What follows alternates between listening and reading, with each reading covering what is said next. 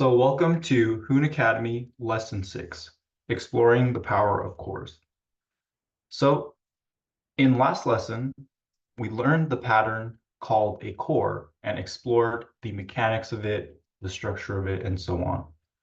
Today, we will learn that cores can evolve into all sorts of useful structures, which are all just cores underneath. The bar rune family, the runes that start with this bar symbol, is for making cores. The bar sen rune, which we learned last lesson, is the most simple basic one, but it can evolve into all of these different types of cores, which reduce to this underneath. Okay. So recall that in last lesson, we learned that cores are a pair, a cell of battery and payload. The battery or left branch contains code that can be pulled and run at a later time. And the payload or the right branch contains data that you can use. We also learned that cores often have a piece of data pinned to the head of the subject before they're created. That piece of data gets located right here in the head of the payload, in the head of the data branch. And that's usually called the sample of the core, okay? Sample of the core lives right here, okay? For example, in this piece of code right here, this is a simple core that resembles what we worked with last time. So in this piece of code, the sample is the value n equals 5 right here, right? So we pin n equals 5, and then we create a core. It takes that n equals 5 and sucks it in to this left-hand side of this right branch, okay? Now, this is a very common pattern to pin something to the subject and then make a core and have that thing get located right here. There's a special rune that we can use in this case. So a door is a core with a sample. That sample is pinned to the head of the payload of the data branch, okay? You can create a door with this bar cab rune. Most of this rune works just like the bar sen rune that we learned, except it has one more argument up top right here. And that one argument specifies what kind of sample it's going to have. So this is a type. This is in structure mode. So you're going to be writing something in structure mode here. And then it's going to get the default value, the bunt of that type, and put it as a sample for this. Okay. So remember that every type in Hoon has a default value. You can get it with this ket tar rune. Okay. So the default value of a pat UD, the value 0 is a galaxy Zod, of a date is 2011, right? Now, what we're going to do is we specify a type right here, and it's going to get that default value and set it as a sample, okay? So let's use this rune to write this core that we just learned, okay? So here's how we will write it. Just like that.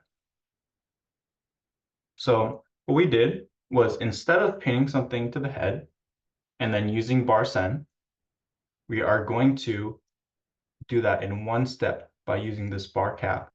And instead of specifying a value here, we specify that n is a sample of type pat UD, and that's going to give it the default value 0. Okay. So these two pieces of code are equivalent here. They do the same thing. Now, to prove to you that this is the same core, the same structure, we can do all the things to it that we were doing with cores in last lesson. Okay. So we can set it as the subject with this tisgar, and then we can access the value of that n. So if we access that n, it's going to give us a 0, just as we said, right? That n has a value 0. We're getting the default value of it right here and putting it as a sample. We can compose this with a call to the arm, the buck arm of this core, and then see what happens, right? So we set this as a subject, call buck, and we get a no because this arm is computing whether n is greater than 10. And since n has a default value of 0, 0 is not greater than 10. All right. As we did last time, we can make a new version of the store with the changed value for n. So here, I'm setting the store as a subject. Then I'm using the send_tis rune that we learned in last lesson. That's going to say, take the subject, which is this thing, this store. Inside of it, change n to 11, and then return that new version of it, okay? And this is the entire door, so we can't see that n has been changed to 11, but it is, we can prove that in a moment. We can prove that by taking this new door that we made with n set to 11, and then call it buck arm. And this time we get a yes, because 11 is bigger than 10. So we're taking this structure, which has a value in it, we're changing that value, and then we're calling the code inside of it on using that new value, okay? And as we learned last time, we can do that in one step. We can do that in one step with the send_sig rune. Okay, that send_sig rune is taking 3 arguments. It's saying, give me an arm of a core, give me a core, and give me a new sample value, and then run that. And then we get a yes, okay? Or in sugar syntax, right here, the sugar syntax for this line, these are equivalent. Run this arm of this core with a new value 11. We get a yes, okay? Because 11 is bigger than 10. Okay.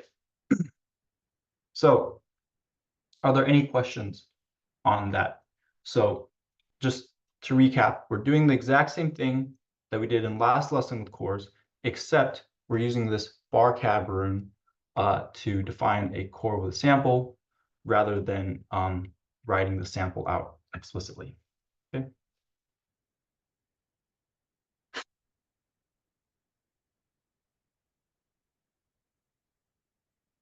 All right. So there's no questions. Moving on.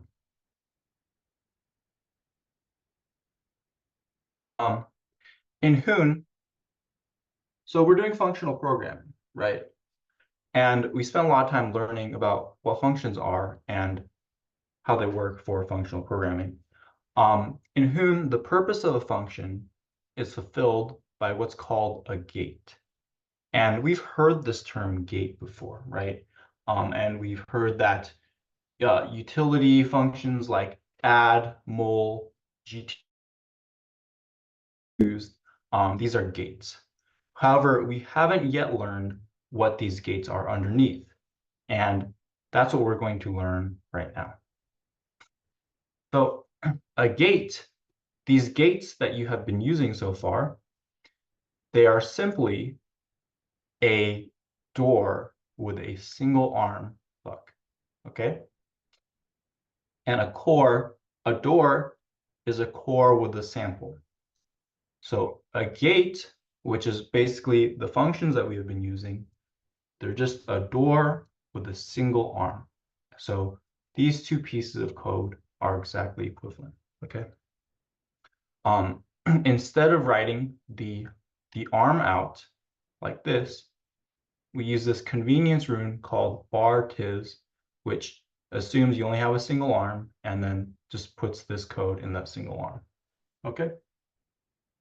So this is a much shorter syntax, but it's doing the same thing. In general, we're going to use this bar tis room to be writing our gates. Its first argument is structure mode definition for the sample. Okay. And its second argument is going to be what to put in that single buck arm, in that single arm of this door. Okay. So let's see an example of using this. Here, we are going to make a gate. So this is exactly the same structure as before. Okay. It's just written a different way. It's a core with a sample of n equals 0, and it has a single arm, which computes whether that n is greater than 10. Okay, so this is the exact same structure, and we'll show that by doing all the same things with it that we did before. Okay, so for example, we can set this gate as subject, and then grab its n, and then that tells us that inside of this, there's an n with the value 0. Okay. We can set this gate as a subject and then run its buck arm. So even though there's no buck defined in here, there's a hidden buck arm. That's how this rune works. So even though there's no buck here, we can still call it, even though we didn't explicitly write it. Okay. We call that same exact thing happens as before. You get a no because 0, the default value for n, is not greater than 10. Okay. And again, just following the pattern that we're doing the same thing as before, we're setting this as a subject, a new gate with a new value for n, change n to 11, right? And then we can compose that with the call to the buck arm of this new gate with n changed to 11, and we see that we get a yes because 11 is greater than 10. Okay. Any questions on that? And of course, we can do that in one step with send sig. Okay, so we take our gate and we're saying change n to 11 and run that buck on. Okay. You get a yes. So yeah, any questions on that? Again, it's the same thing we did even in last lesson, but just dressed up so you write it really nicely and neatly with the single room.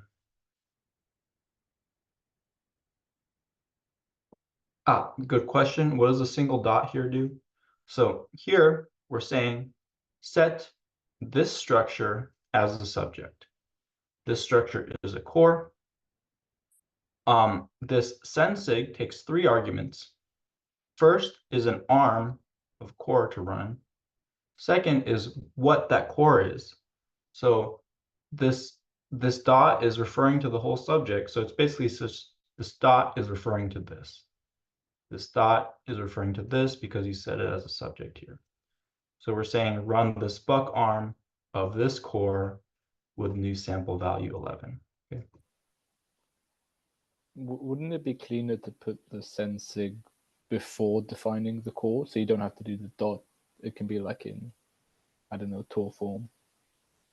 Could you type out maybe what you mean by that? You could use I'll have a go. You could use this rune to reverse the arguments, but then you're still going to use a dot there. You could also like send sig $, and then you define the core. Oh, define the core right there. Yes, you can do that. You can do that indeed. Send sig buck, define the core, change it to 11. Yes, that works. The reason don't do this is because usually when you use send sig like this, usually you're going to refer to like a name or an address here. You can do this definitely, but the pattern is usually that you're calling something here rather than like writing it there directly. But yes, that does in fact work. That is in this context, that is a shorter way to write it. Correct.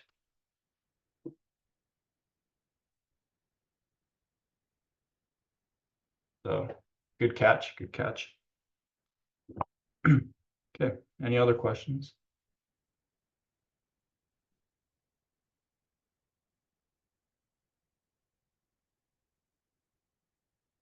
Okay, so um, let's go back to something familiar. So we learned the Senhep rune, right? And when we introduced the Senhep rune, we just said, okay, the first argument is a gate, and the second argument is uh, the argument to that gate, right? We're calling a gate and we're giving it something to be called on, right? Now with our current knowledge, we can have a more sophisticated understanding of this Senhep rune, right? Before we were using like Senhep div 8 2, right? Divide 8 by 2, get 4. Let's use this rune with the gate that we just wrote, right? So we can follow the Isaac's syntax. So Senhep, write our gate.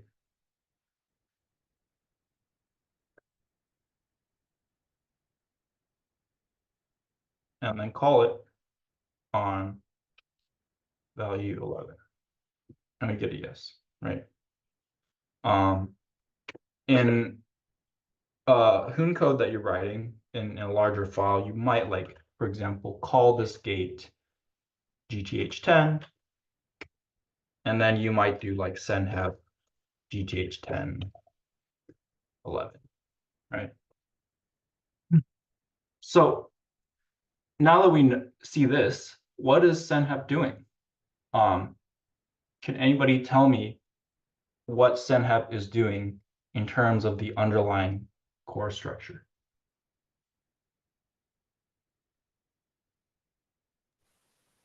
I guess, is it just a send sig, but it inputs the buck as like a forced parameter kind of thing? Exactly. Very good. Very good. So the senhep is just a send sig, but just assuming that your core only has a single buck arm.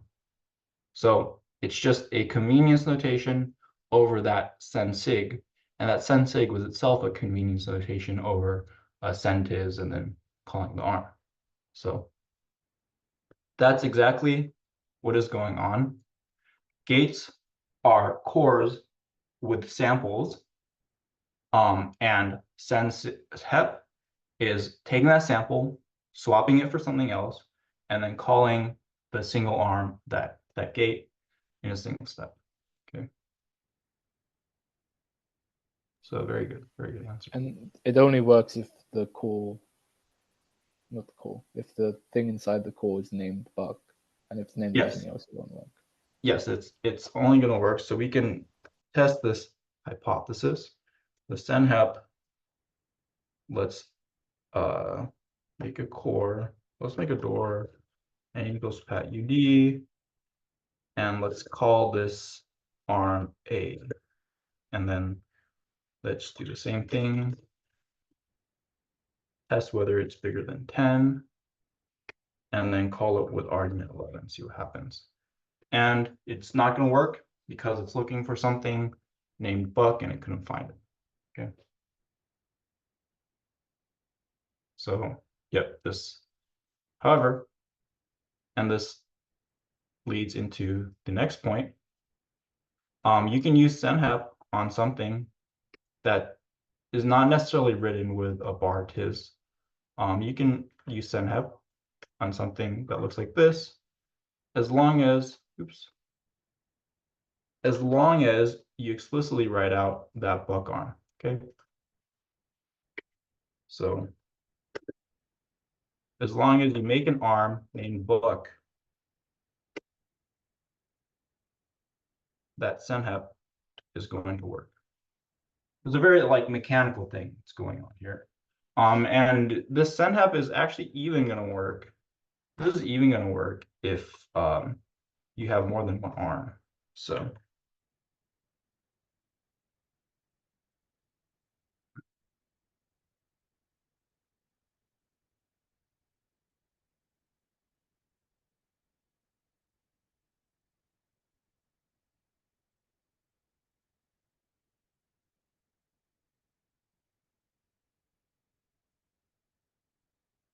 that still works. So it's just looking underneath the machinery of this. It's just looking for something in the battery named Buck and invoking it.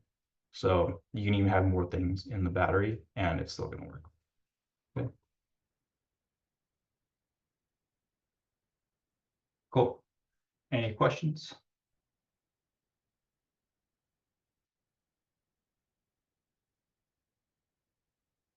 All right.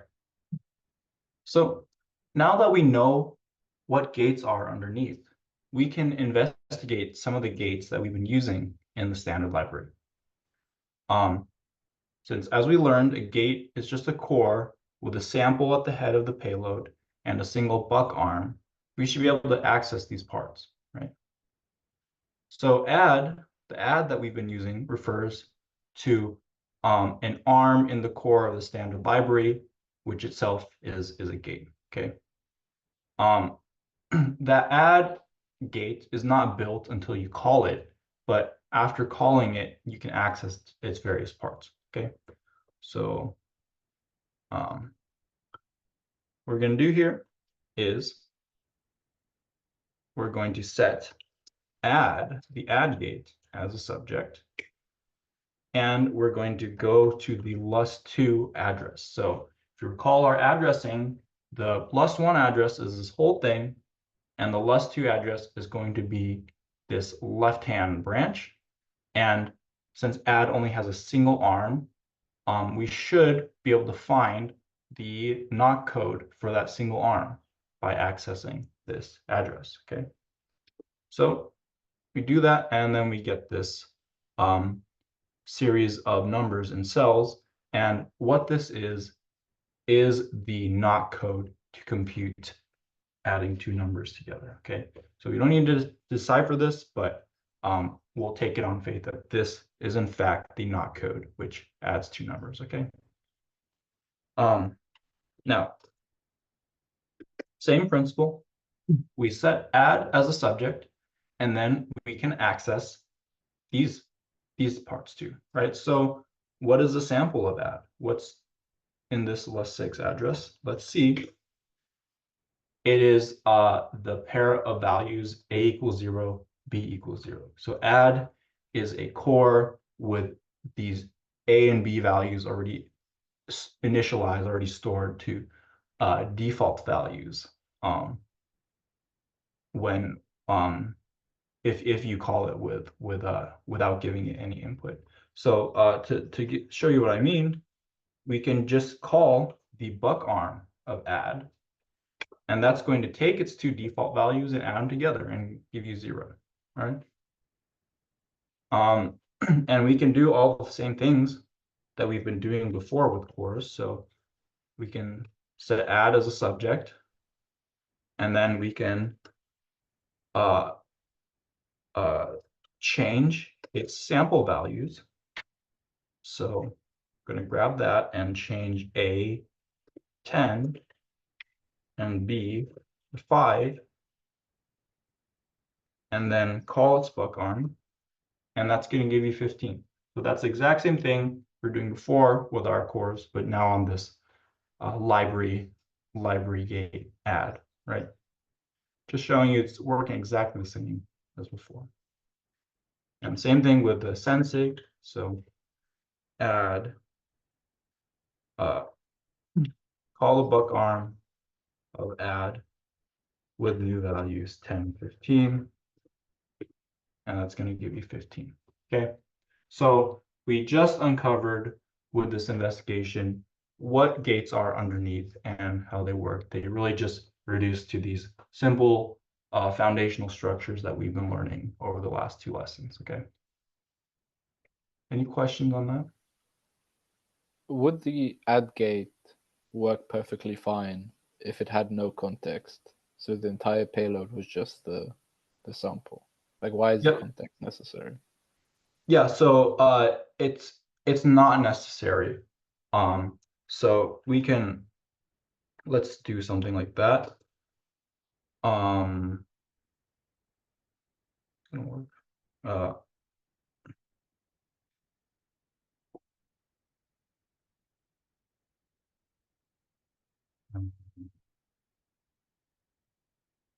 Okay, so that's not going to be able to find add, but basically it's it's not, this is not necessary. This is a core that you can pull out and you can use. By default, when you grab a core, it's going to grab the subject that it's built against.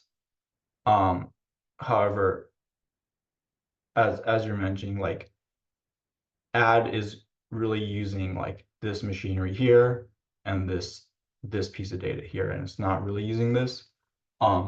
There are other cores that will use the context that they're built in, but you're right, that add is really just using the machinery here and here. Jim says I got 5, not 15. So Jim is doing. Yeah. I just think I just tried the code there, and it came up with 5, and just wonder what Oh, yes, what went yes. wrong. You're changing A to 10 and then you're changing A to 5. So you gotta change B to 5. Oh, okay. Yeah. Good Got question. Glad you guys are testing this out. Good stuff.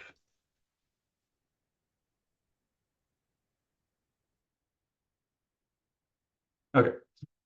So once we understand what gates are, we can then proceed to use them. And when we're just using them and writing them, we don't have to think too much about what's going on underneath, but it's good to know how that works, right? When you're writing gates, it's generally good etiquette to use cat to specify what the output of the gate should be. It helps you know that your code is working correctly, and it helps people read your code as well. And it's going to catch any bugs before the code is compiled. So I'll show you an example. In our GTH10 gate, we'd probably add a cat which says the output either has to be send.y or send.n. And then you do GTHN10. And that's because this returns a yes or a no, right? And this, remember this, what is the buck what, sugar syntax for buck what, saying a type that can be either this or this, right? So we're saying this, the result of this has to return type that looks like this. And that helps you understand what's going on in the code. And it helps if you made a mistake writing this, it would catch that. It would give you an error right here and tell you what's going on, okay? Okay, so we're starting to learn about how to use these gates. Something else you can do with gates is you can save it in your Urbit computer and then have a script that you can then call from the dojo, okay? So this is what's called a generator. And let's go through an example of how to use and create a generator, okay? So first thing you're gonna do is you're gonna make sure your base desk or whatever desk you're using is mounted. Okay, so we saw this command before, bar mount, send base. And then we're going to take the code for some gate, like this code right here. And then we're going to go to our code editor, okay? We're going to go to our code editor, put that code right in there. And then we're going to save it. Where are we going to save it? We're going to save it in our fake ship inside the gen folder, which is for generators, okay? And let's save this as gth10.hoon. Okay. Now, save that in there. Remember, to make our changes on Earth appear on Mars, we should run this bar commit send base command on our orbit chip. And now I can just run my generator that I just created with this syntax. All right.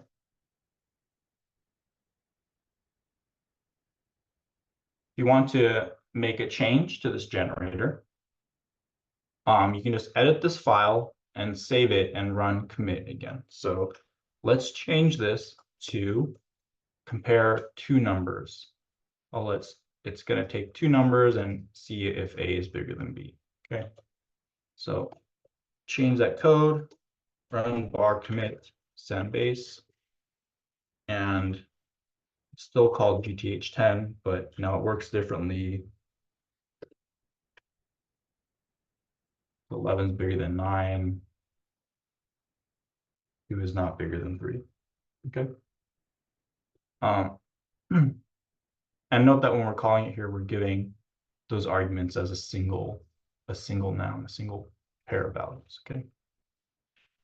Any questions on that? So in general, that's how you save a script to your Urbit chip, which you can then use later.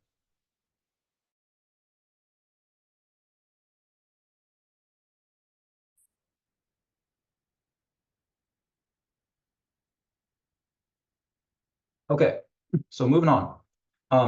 Recall that we learned in last lesson that you can have cores where the cores contain more cores, right? So here's an example. So here we have a core with 3 arms. The double arm contains a gate which takes an atom and multiplies it by 2. The triple arm contains a gate which takes an atom and multiplies it by 3. And the quadruple arm contains a gate which takes an atom and multiplies it by 4. Okay. So what can we do with this? Let's set it as a subject. And then if we call triple, that is going to return the gate which triples a number. Okay. So that is this gate, but obviously not terribly clear from the output, but that is in fact the triple gate. Okay. To make it more clear, we can actually use that triple. So let's set this as a subject, and then we can invoke triple on the number 4. I get 12. Okay. So we're calling into this arm which contains the code for gate. Okay. Now, something more interesting that we can do here, we can make this outer core into a door with a sample. And then we can use that sample inside of these. Excuse me. We can give a sample here, and then we can use that sample inside of these gates that are in these arms. Okay. I'll show an example of this. This is called a gate building door, and you can use this to construct a general family of gates all at once. Okay. So let's see an example. Hopefully we're all familiar with linear equations like y equals ax plus b, right? So that defines a line where a is a slope and b is where it crosses the vertical axis right here, right? Let's build a door which can produce any example of a linear equation, limited to the positive whole numbers. Okay, so This is the code. Let's go over the parts of this code in detail, okay? So we have a door which has a sample. That outer door has a sample, which is two values, A and B, okay? Next, that door has a single arm named Buck, and that Buck contains the definition of a gate, okay? This is a gate. That gate, the inner gate, has a sample, which is called X, and it's a single number. We want to enforce that this returns a number as its output, a PAUD as an output. Inside the logic of this inner gate, we're also using that A and B from the outer door. We're using these parameters that are passed in on this inner gate, okay? And the result is we compute A times X plus B. Okay. So let's see this in use. So what we're going to do is we're going to call this, we're going to pin it with the name linear, and then we're going to use sensig to call this arm of this door linear with the parameters 4 and 2. And what that's going to do is that is going to build a gate which represents 4x plus 2. So we're calling this thing with the parameters 4 and 2. And we're calling it single buck arm to produce an example of this with 4 and 2. Okay. So that's not giving us a number yet. That's giving us the score, right? Because we just built this with two numbers passed in. Okay. Next, we can actually use that. So we can say, let's create an example of this with parameters 4 and 2, and then on an input of 1. So we're creating the equation 4x plus 2, and then we're passing in the value 1 for x. And that is going to give us the number 6. Okay. Any questions on that? It wasn't necessary, was it, to have the outer one be a door, a bar cab? Could that have been a gate, a bar tiz as well? Yeah, that's a good question. So I think so. I think you can do that. It's a door. We write it as a door here because you might, in general examples of this, you might have several different things which rely on these parameters. Like you might have a whole class of things which you can create based on these parameters.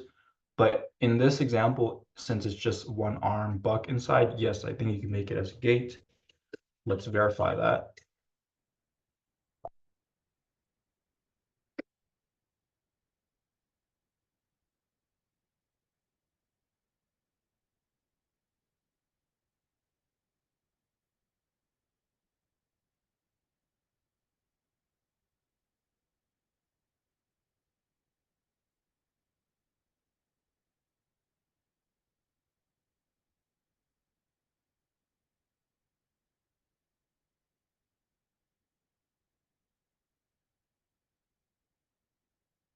Yep, and it works.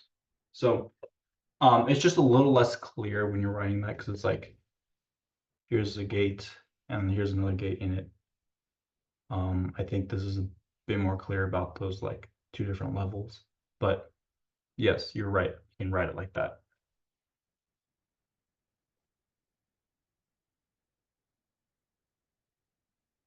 Okay, any other questions?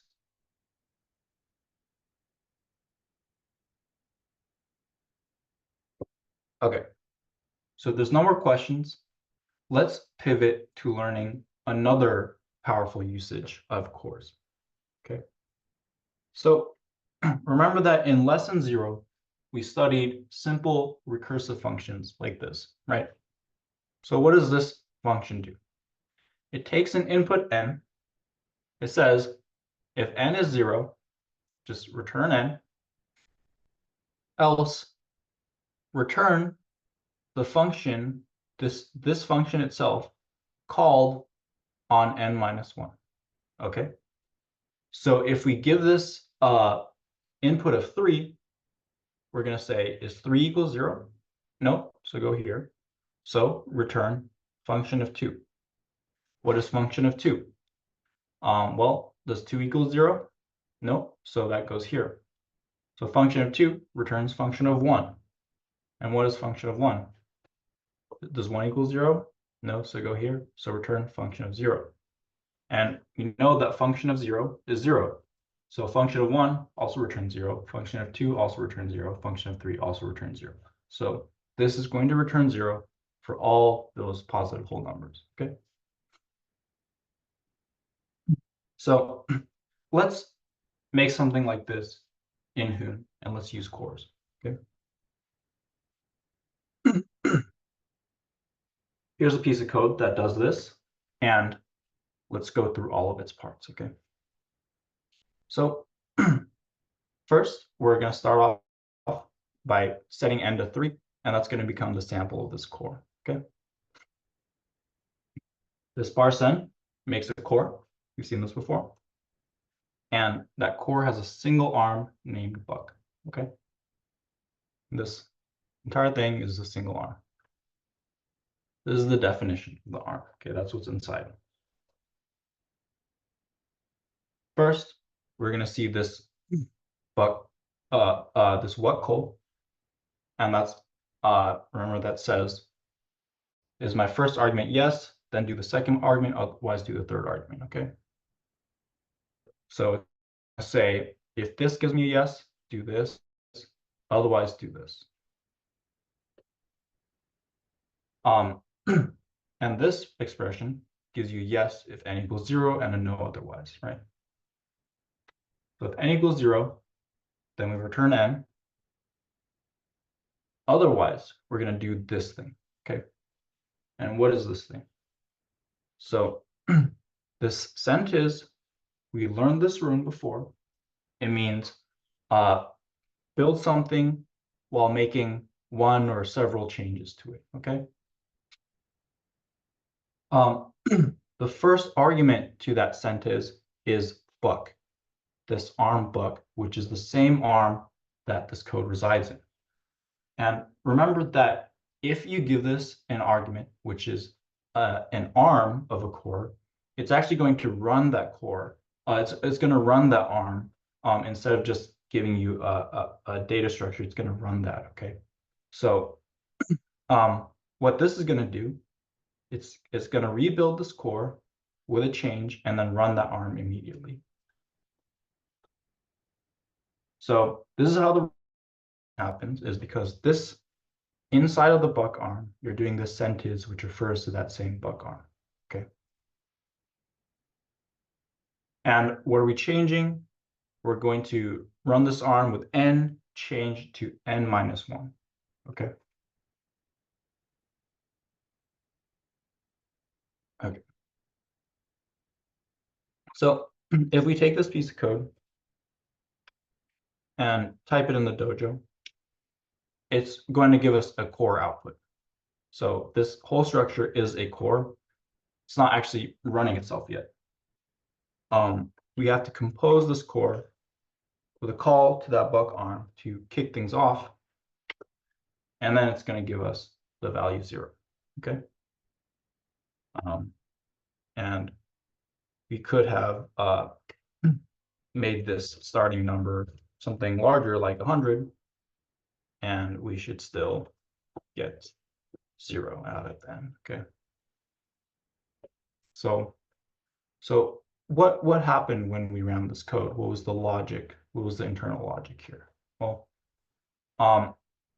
first, we're starting off by setting this core as a subject and running its buck arm. Okay. We start with n set to 3. And then now we're inside the logic of the arm, right? So does 3 equal 0? No. So we're doing this thing. We're rebuilding this core with and running the buck arm with n changed to n minus 1. So 3 changed to 2. Okay. So here we are again at this recursion point, but now n has a value 2. Does 2 equal 0? No. So we're doing this again. We're going to build the core and run that buck arm with 2 changed to 1. Here we are again. 1 does not equal 0. So we're doing this. We're rebuilding the core and running the arm with 1 changed to 0. Now n equals 0. So 0 equals 0, and we're returning n. Okay. So that's the whole loop of what happened when we ran this code. Any questions on that?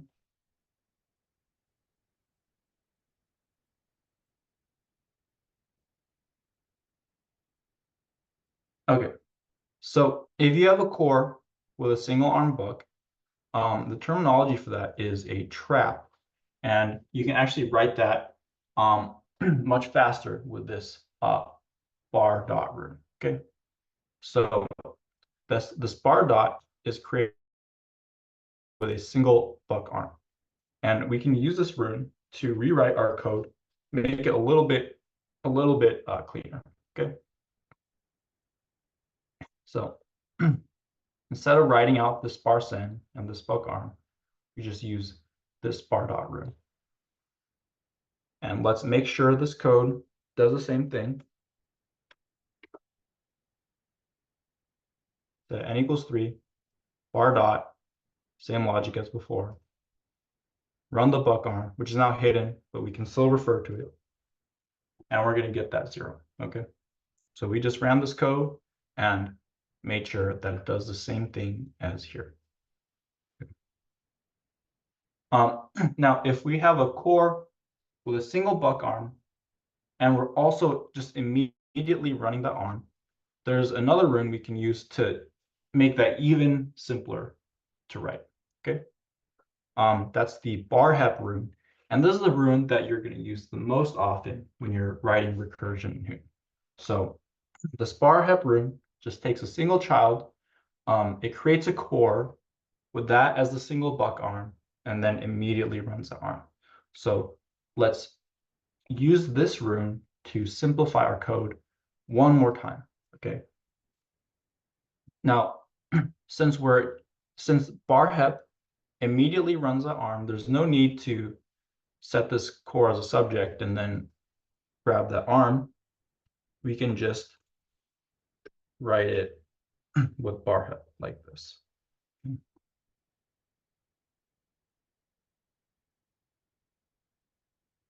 And this time, when I press enter, it is going to run that code and it's going to give us that value of 0. Okay.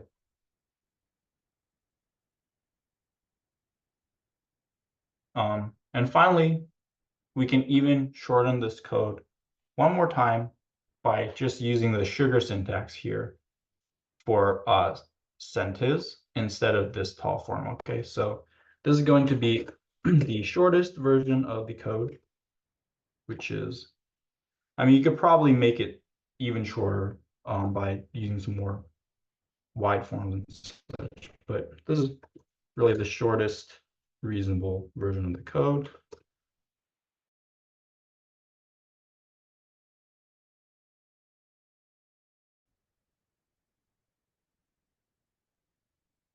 Just gonna use that sugar syntax for centis, and boom. This is our whole recursive code. Set n to 3 is n0, then return n. Otherwise, run the buck arm with n changed to n minus 1. That's the whole thing. Okay.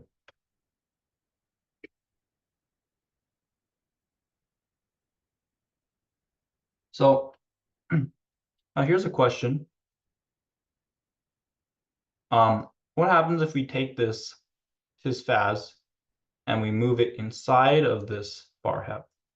Okay, maybe this is going to cause an infinite loop because every time you recurse, n is being reset to 3, right? So what happens if we do this?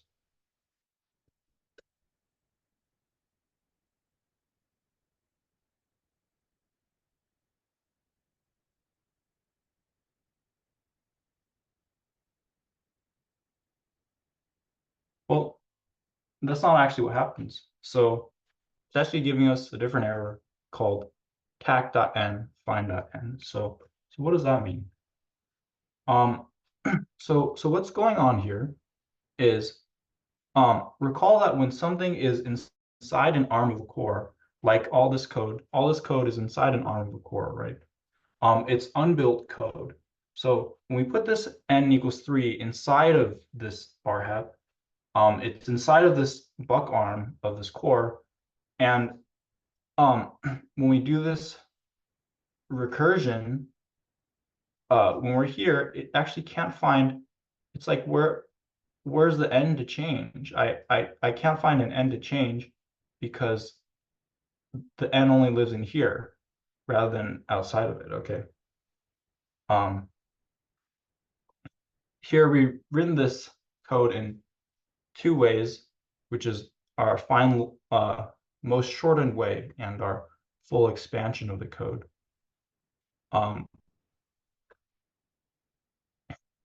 And here's the correspondences between the different parts. Here we see that if we put this tisfaz n3 inside this bar heb, it's ending up in this left branch. So not in the data side, but in the code side. And whereas if it's outside, it's n, this n is in the data side. Okay. So this different location of this is going to cause different behaviors. If something is in this payload in this data side, then this code in the battery can always find that, whereas it's not guaranteed if you put something in here. Okay, that makes sense.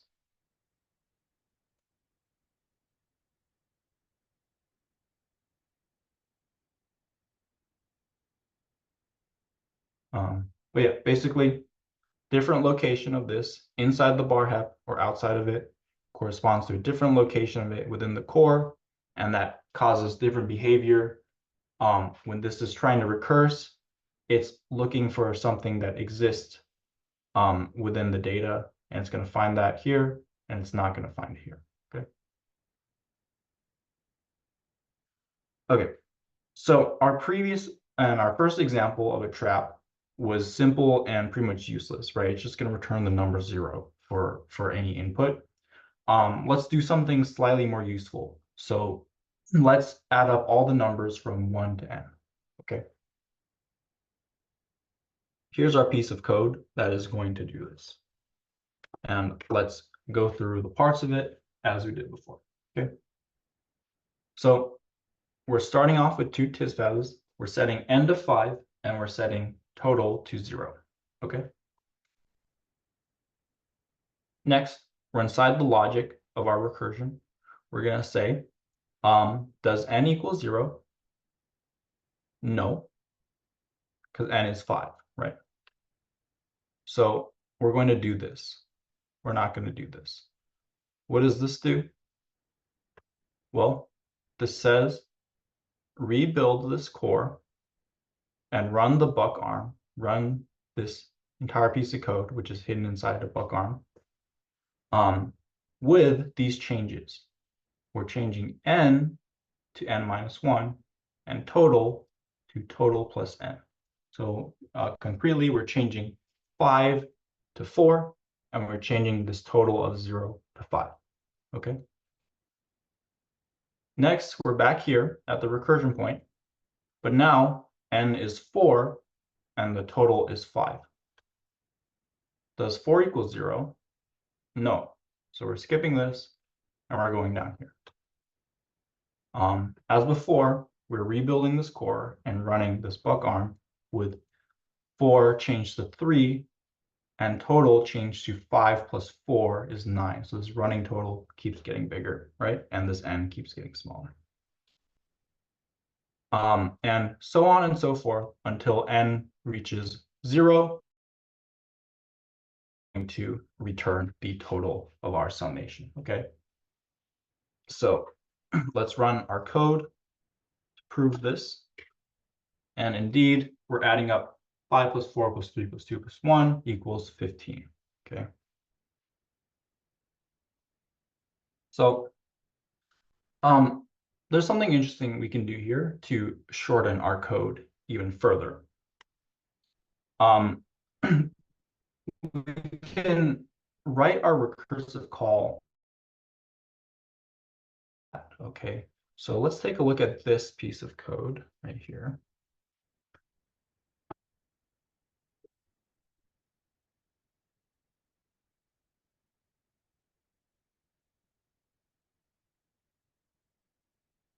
Okay.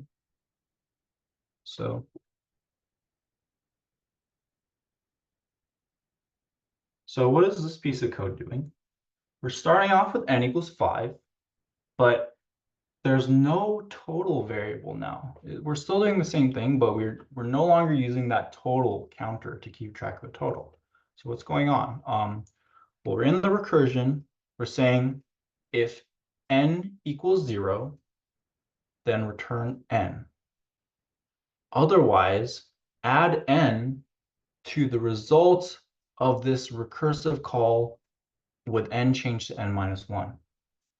So concretely in this situation, that means the way this unrolls is we're adding 5 to the result of the recursion on 4.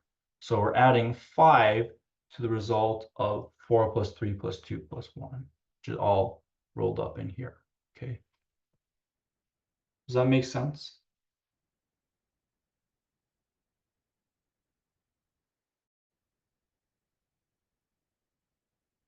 All right. As we learned before, we can take this piece of code and we can save it as a script. So let's do that.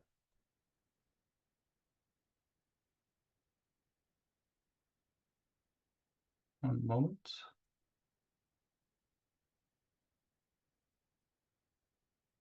Okay. So let's take our code, save it as in our fake ship in the gen folder as add nums.who. And we're going to do bar commit send base. And then we see that that file has been added. And now we can do the exact same thing. What is going on? Oh, sorry.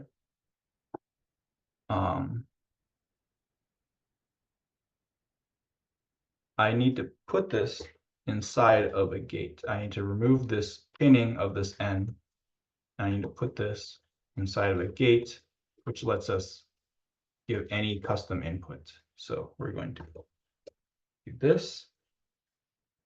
And now run commit. We can run it on 5, we can run on 10, we can run on 100. Yeah, we wrote this code, saved it as a script, run it with any input. Okay. All right, so coming up on the end of the class, let's go through one final example of using recursion, okay? So it's very common to use recursion to work over lists. Let's use a trap to add up all of the numbers in a list of numbers, okay? So let's take a look at this piece of code here. So we're starting off with a list of numbers, list of TAUDs, 21, 35 to 849, okay? And a total is set to 0, okay? This bar hep is a core with a single buck arm, and we're going to run that arm immediately, which means we're going to run this code immediately, okay? Here, remember that this whatsig room says If this is sig, then do this, otherwise do this. Okay, so we're saying if numList is sig, if numList is just the empty list, then return the total. Otherwise, we're going to do this. Okay. In this case, it's not empty list. And this, we're going to do this thing, and this thing, as before, is saying, let's rebuild this core with changes made and run the buck arm. Okay.